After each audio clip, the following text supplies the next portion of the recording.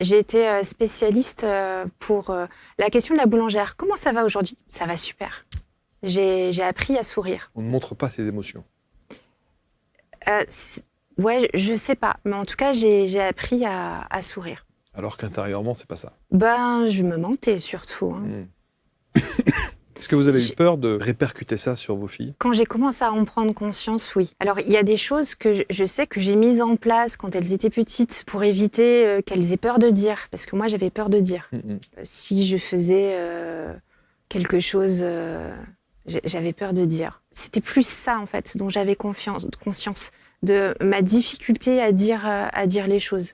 Donc, j'ai beaucoup fait attention à ça, à leur donner le cadre de sécurité pour qu'elles puissent exprimer en fait ce qu'elles avaient fait. Enfin, ce qu'elles avaient sur le cœur. Ce qu'elles avaient sur le cœur, mais même si elles faisaient entre guillemets une bêtise, qu'elles se sentent libres de le dire. Par exemple, je me rappelle, c'est ma fille aînée, Manon, elle devait être en 6e, en cours de sport. Donc on lui avait acheté une montre, les petites montres de l'époque, quoi. Et en fait, en cours de sport, elle a enlevé sa montre et elle s'est fait voler la montre dans les vestiaires. Elle me l'a dit très vite. Elle n'était pas super à l'aise. Je lui ai dit, écoute, ma puce, c'est pas de ta faute. Tu y es pour rien, en fait. C'est quelqu'un, en fait, qui a surveillé, qui est allé chercher ta montre délibérément. C'est un vol, je veux dire... T'avais pas dit « Eh oh, je pose ma montre là, venez vous servir ». Et en fait, elle était terrorisée à l'idée de le dire à son père. Donc là, je l'ai accompagnée pour que ce soit elle qui le verbalise. Je voulais pas me substituer à elle. Ça, c'est un conseil que vous donnez? Ouais, parce que aujourd'hui, c'est ce que je dis aussi à mes clients, aux stagiaires aussi que j'accompagne.